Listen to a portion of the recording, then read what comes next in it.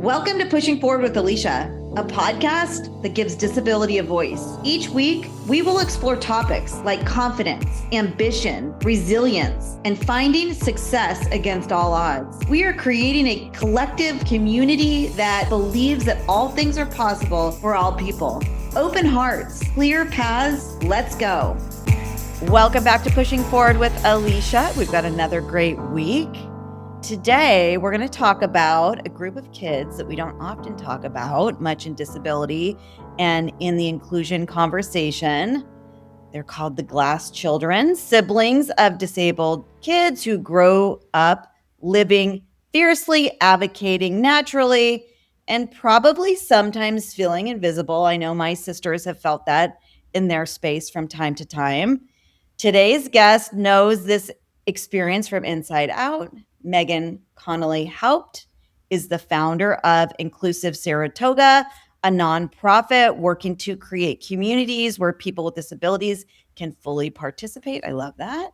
And this work did not just begin in a career move. It began through her heart and her mommy love while she was answering questions from her older daughters. Questions like, why can't my sister do the things with me that I'm doing?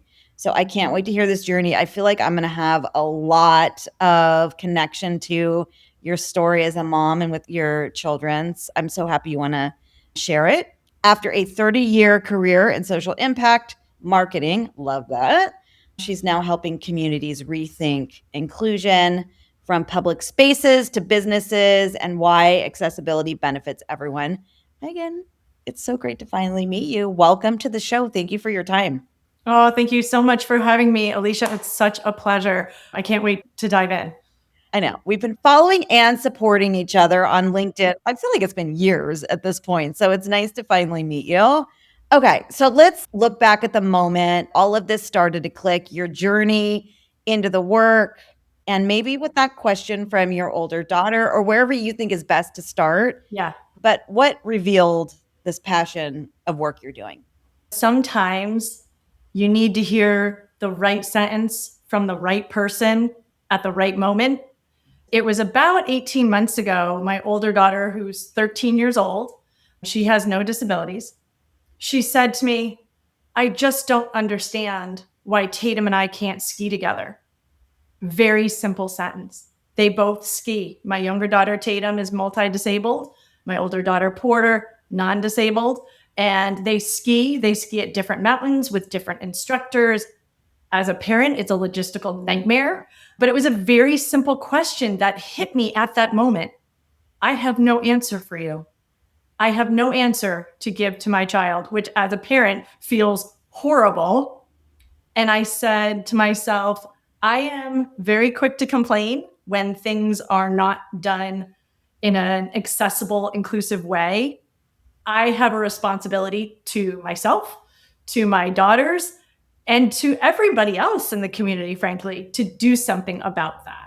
I've always seen myself as a change agent, as you said, 30 years in social impact marketing. And I thought there's an avenue of conversation I can add to the dialogue that maybe isn't being had as much or as loud as it could be. So with a business consulting background already, I dove into how can businesses be more profitable when they are more inclusive of individuals with disabilities. So that's the angle that I take. I do not have a disability, and I'm trying to channel the experience of being with my daughter, Tatum, into customer service and communication so that businesses can be better serving their whole community. Because we know that when you create programs, services, events that best serve individuals with disabilities, 100% of people benefit, right? We know this. So that's what I try to tap into with my business clients through Inclusive Saratoga. And it really just started with Porter asking that one question, why can't we ski together? It's such a great question. The standard that we've allowed for so long is separate but equal. I don't know if that's the right term for that, but I know for me in my lived experience, really in so many situations, the thing that comes top to mind right now is going to a concert and you're only allowed to have one person with you in the accessible seats and your entire group sits somewhere else and you don't have the similar experience. And that's the same as the skiing. I think I've had that same skiing experience too, where everybody goes and skis and I go to the adaptive. It sounds like you're going to separate locations. That separation has been so acceptable, not for the people who are actually living it, right? The disabled people or their siblings, their family, their allies, their friends, but for the general population of, oh yeah, no, that's how it works. You are by yourself because you're disabled, and the ones that are with you don't get to experience these experiences with you. And you both need to accept that. Yeah. What we know to be true, CDC has determined that loneliness is an epidemic in our society, partially caused by technology, partially caused by COVID. But I believe the loneliness that I felt during COVID, I couldn't hug my grandparents, we couldn't go out and socialize. That's what I observe individuals with disabilities feel like every day of their lives. COVID's over for me. It's not over for my daughter, Tatum. She lives in a world of separation. And Porter eloquently pointed out that not only does Tatum a disservice, it does her a disservice. She wants to ski with her younger sister. I have kids that they actually want to be with each other, which is a beautiful thing. You just touched upon this, Alycia. At the core of what we're trying to do is remove barriers to bring people together. It's really very simple. People deserve to be together. We deserve shared experiences. We deserve to go see that Fish concert. We deserve to go see that art exhibit. We deserve to have free access to public education. When you boil it down to just humanness, I think it just makes a lot of sense. I love that so much. And I love that you just mentioned Fish concert. We've got some Fish fans in my family too. So that's amazing. As a side note. Okay, so what's the biggest barrier there? Is it societal? Is it perception? What's the barrier? People don't know what they don't know. It's such a trite sounding phrase. One of my least favorite phrases in the world is, it is what it is. I can't stand that. So when you say we don't know, it sounds trite, but that's the reality. Our work is predicated on the belief that people are good. People are good. They just don't know yet. They don't know what questions to ask. They don't know who to reach out to. They don't know what it feels like. They don't know the terms. We all know in our society, people don't like change. People are afraid. They either do something or they don't do something because of fear. So we try to take just a very conversational human approach to it of like, and I've heard you say the same thing. We are all in this together. We are all learning together. There is no expert of inclusion, including individuals with disabilities. There's no endpoint. We're never going to be finished. We have to, as a society, engage on this path together with multiple different voices and allies and see how far we can get. I think it's cultural. It's that deep-seated, we just didn't know. But here's the thing. Once you know, you have a responsibility to respond, right? So that's what we try to do is we illuminate the physical and cultural and intellectual barriers and then provide very easily implemented solutions to the problem. Because one of the things we really believe also, in addition to people are good, is that disability inclusivity is a very simple math equation. 2 parts. The first part, empathy. You have to care. You have to care about people. That's just a very basic piece of disability inclusion. And then the second piece of the equation is problem solving, creativity, figuring it out. So you take empathy plus creativity and you have disability inclusion. It doesn't necessarily cost a lot of money to make big renovations to your bathrooms and your entrance. And a lot of times it's just showing that you care about somebody's experience at that concert or at that art exhibit or in the classroom. Okay, so I love that. And I love that equation. It's beautiful. You talk about the business case. You've got the empathy. You are making the effort to problem solve. We both know that the business case is pretty important for the people who are going to be saying yes to a project once they understand this. Will you talk a little bit about that piece? Yeah, there's a bunch of different numbers out there. One study revealed that individuals with disabilities, and we didn't even say this because you and I just know this, It's 28% of the adult population. We're talking 70 million people.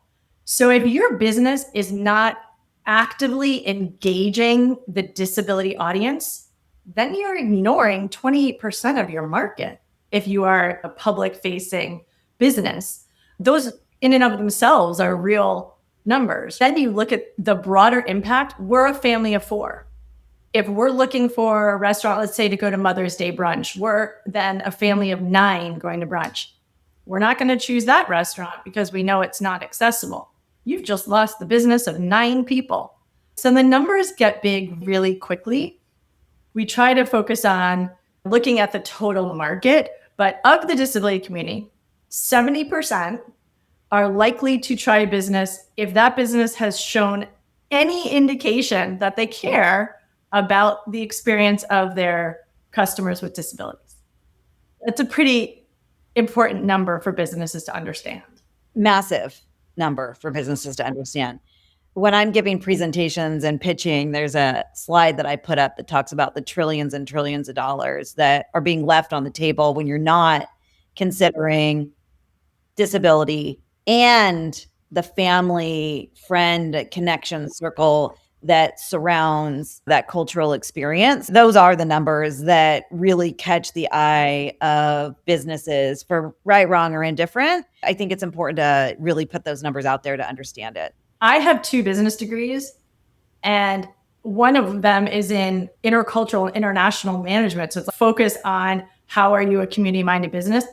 The word disability and the word inclusion never came up in any of my coursework. They're not recent degrees, but they never came up. You want people to do things because it's the right thing to do. You want people to respond out of altruism. In fact, my daughter Porter just last night asked me what altruism meant.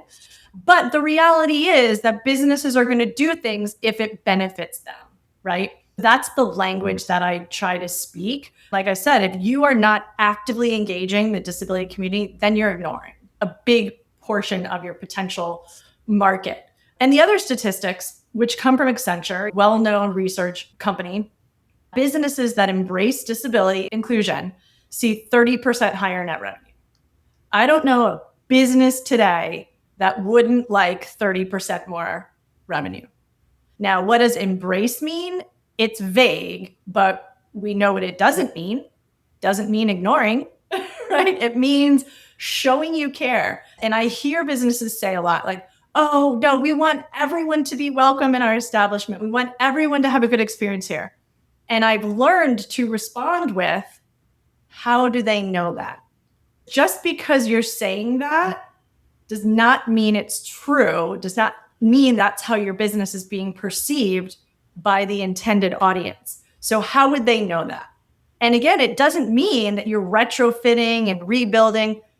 Little acts, small actions, I like to say are not small in this world because the ripple effect. If you make one change, let's say a theater, one change, first of all, that theater sees thousands of people per show. That theater is going to be around for years and years to come. Other theaters are going to take notice. They might make the same change. Things can move pretty quickly. So even though I say small actions, the reality is there is no small action. Every action is a step forward down this path with no end. I love that. And you're so right.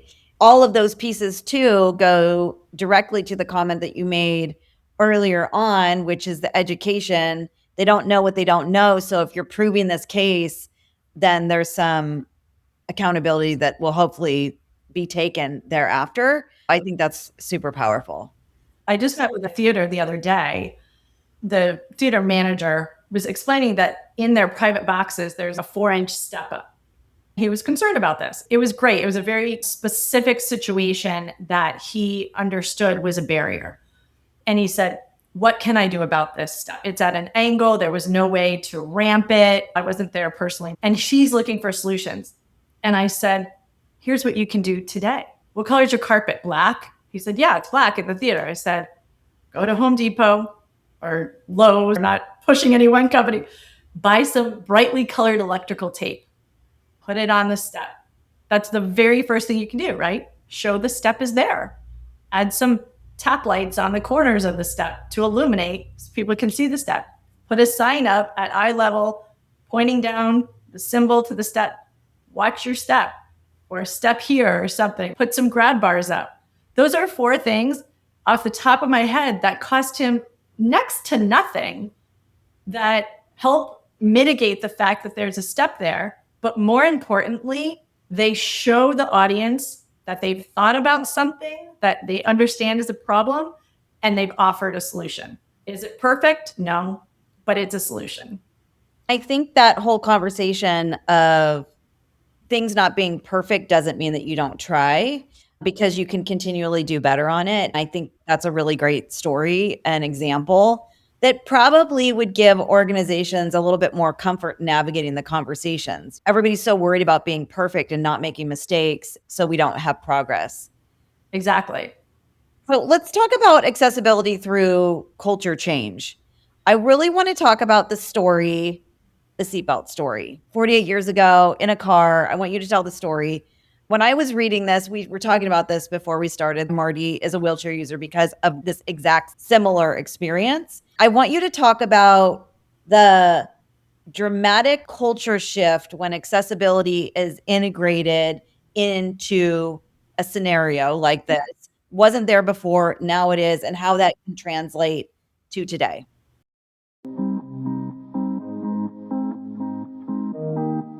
You've asked me how I have turned my story into impact and income. That is why we created the Own It Mastery Collective, where message meets monetization. It's a community driven, built for everyone, and designed by someone who understands barriers and builds way beyond them. We are launching very soon. Join our interest list now at AlyciaAnderson.com. The link is in the show notes.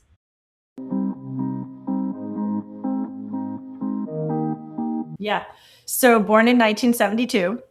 Love it. When I was 4 years old, we had the big station wagon with the faux wood paneling on the side, the bench seat in the front that was vinyl. It was slick as ice or scorching hot, right? Burn your skin. And as a 4-year-old, I was sitting in the front seat of the station wagon. My mother was the driver. My brother was actually sitting by the door.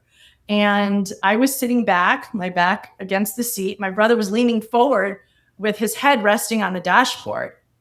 Neither one of us are wearing any sort of harness or seatbelt. I weighed about 40 pounds, maybe. I was a waif of a kid. As we rounded the turn near our church, about 35 miles an hour, I'm told my mom was going, the door flew open. My brother stayed in the vehicle, and I flew out right behind him and landed on the pavement.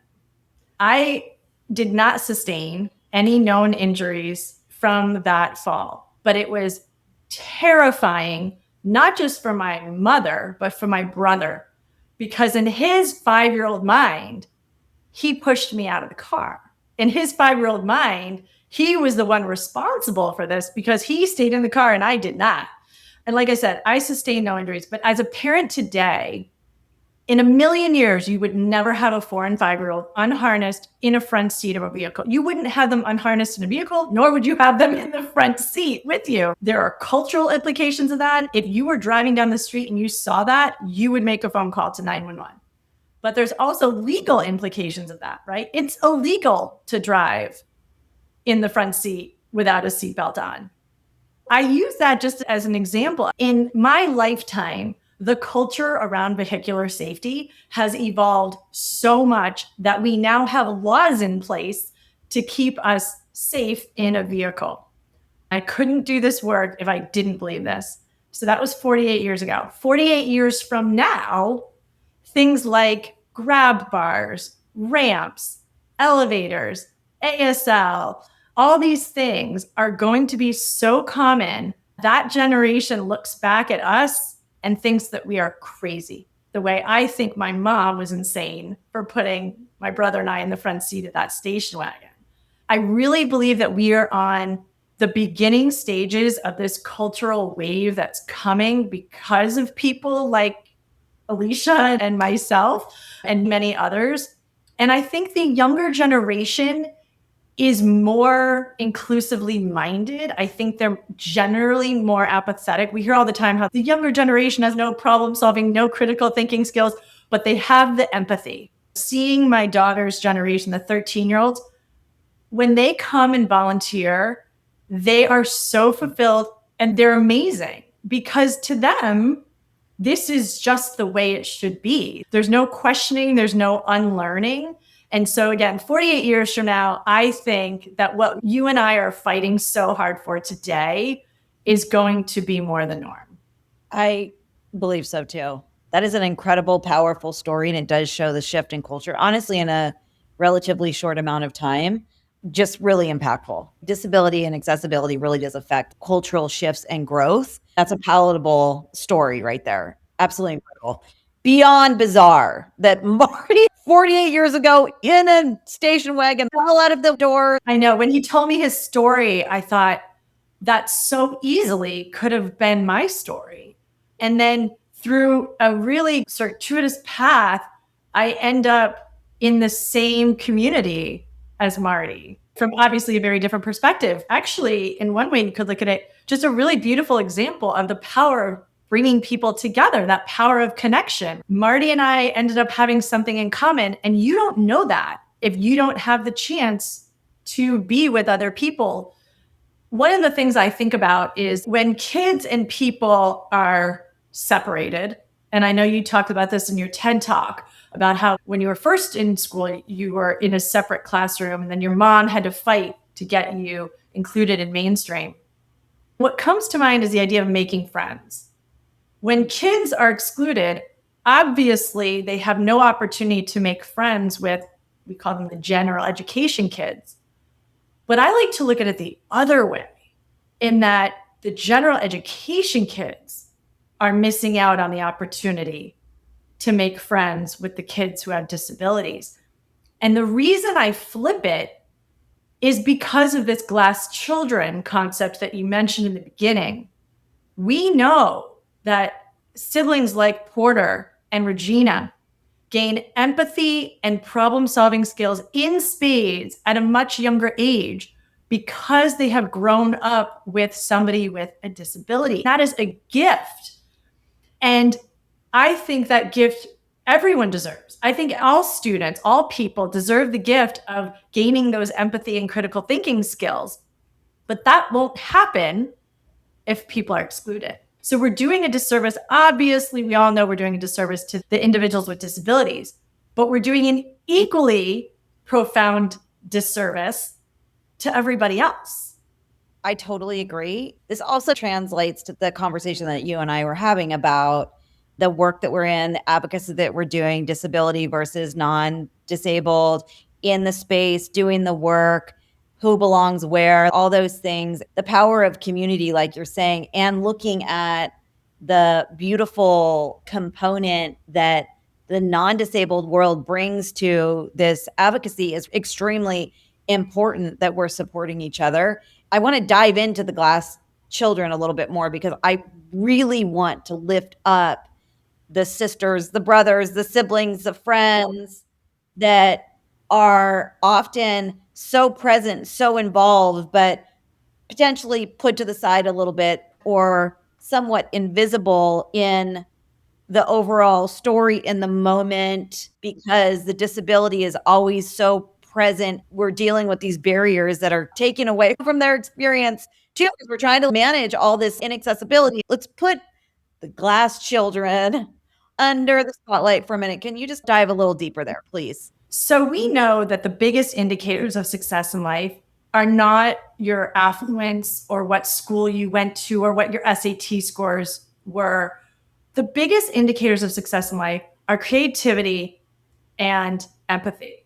That is just true aside from the glass children scenario. There's been some studies done that show that glass children actually end up being more successful in life than their peers.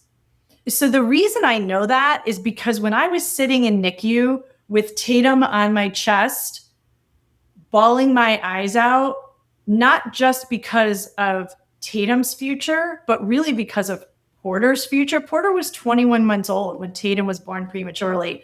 And my first thought is, oh my God, how do I take care of Porter?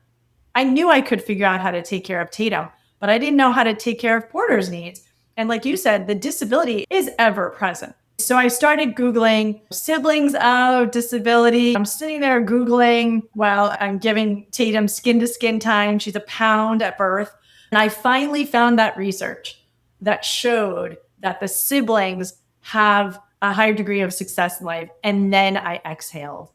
Okay, Porter's going to be okay. When you meet her now, with the way she presents herself in the world, may or may not be because she's a glass child, but it certainly has contributed to it. She is incredibly self-aware, incredibly aware of her surroundings, very articulate with her emotions. I will say, and I'm so curious to see if you have a response to this, that she sees at a young age some of the worst that our culture has to offer. She sees the difference in her opportunities and her sisters. It eats at her. It's getting to her a little bit.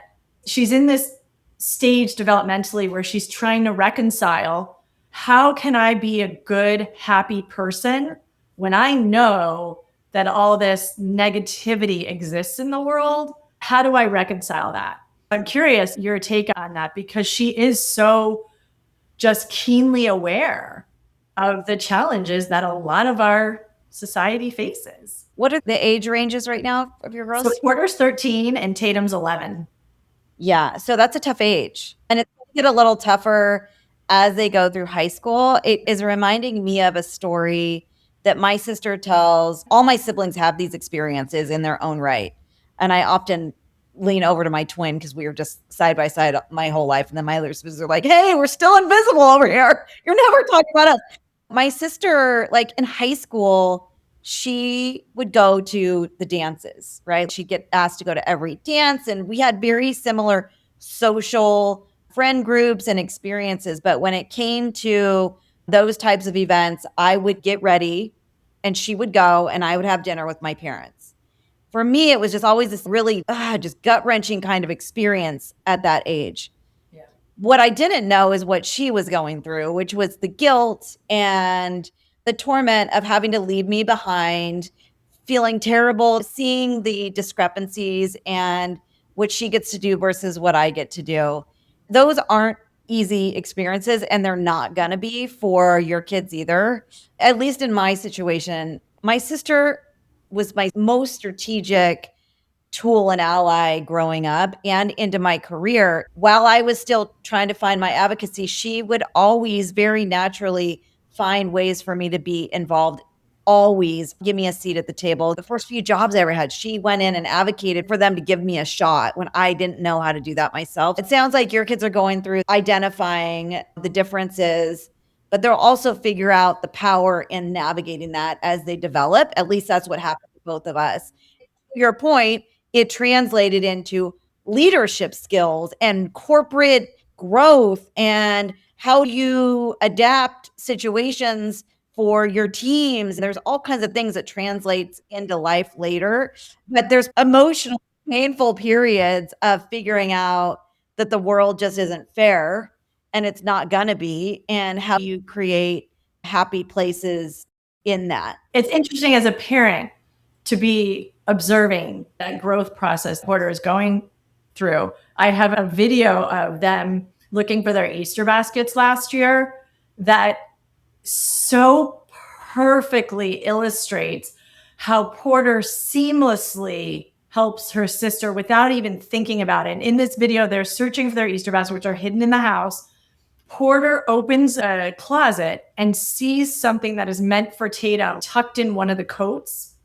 And without skipping a millisecond, Porter continues about what she goes, hey, Tatum, come over here. Oh. And just calls her sister over and starts talking to Tatum in a way that is guiding her eyes. Porter going about her business. Tatum, all of a sudden, her eyes fall on that item and she squeals. Porter just keeps going about her business. It's hard to articulate. I'm not doing a great job at that of telling the story, but it's just a really beautiful 20-second video that shows how ingrained this all is for Porter. And you think, oh my gosh, if everybody had that heightened level of awareness like Porter does, how different our world would be. I think you've made the same point. The barriers that we talk about, that we see, the curb cuts and the hands-free door entry, those are great. They're necessary. They're helpful. But in the end, it's about how we perceive each other. It's about what we expect for our community. And if you really care about people, if you really want people to be happy, you want your community to be healthy, then the barrier is the cultural piece, not the curb cut or the door. And the hardest work is finding a pathway collectively to proceed and wanting to do that work. Yeah, you're absolutely right. I think if you have limited resources as a business or an organization, a municipality or school district, don't spend your money putting in all the ramps. Spend your money on staff development and training and really instilling in people this desire for everyone to be there, for everyone to belong. I've interviewed a number of individuals with disabilities.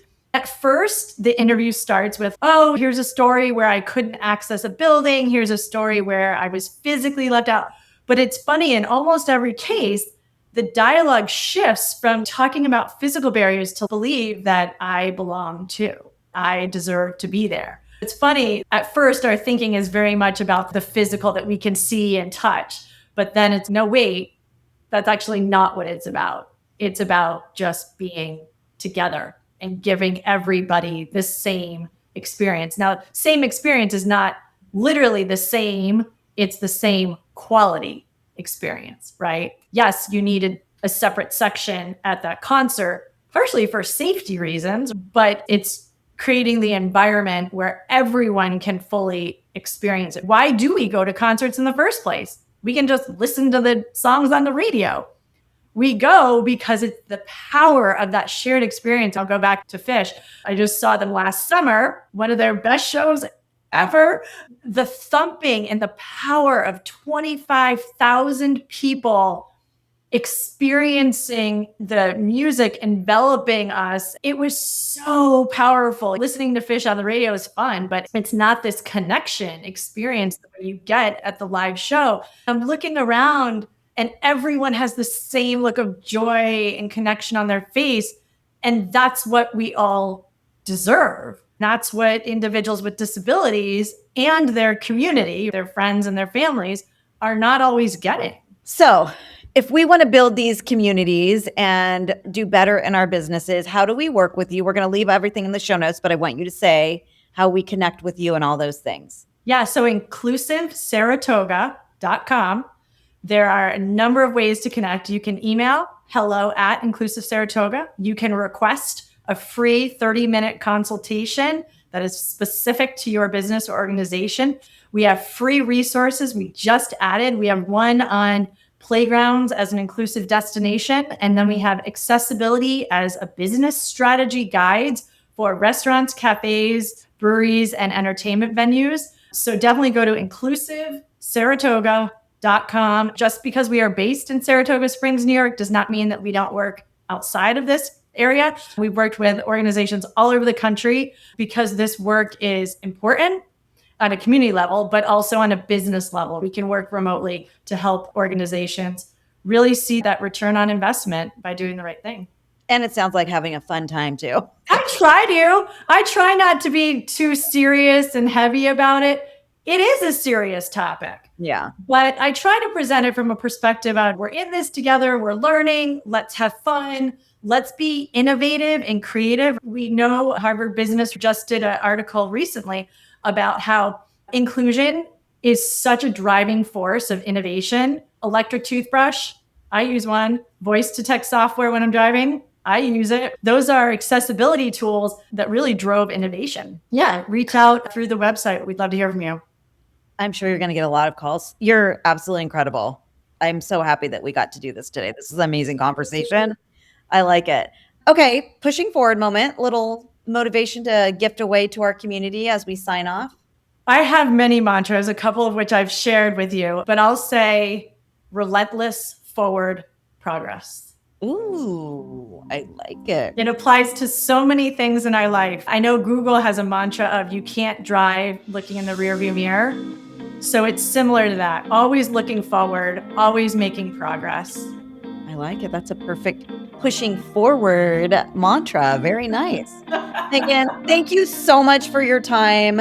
I am so happy that we finally met. I feel like you and I are going to be working together on something sometime soon. It's my pleasure to finally meet you. Thank you so much. Time well spent. Really appreciate everything you do. Thank you to our community for being so dedicated to the show. This was another great episode. Please share it, like it, review it, all the things. We will be back next week with another episode. Until then, this has been Pushing Forward with Alycia and Meghan, and that is literally how we roll on this podcast. We will see you next week. Cheers.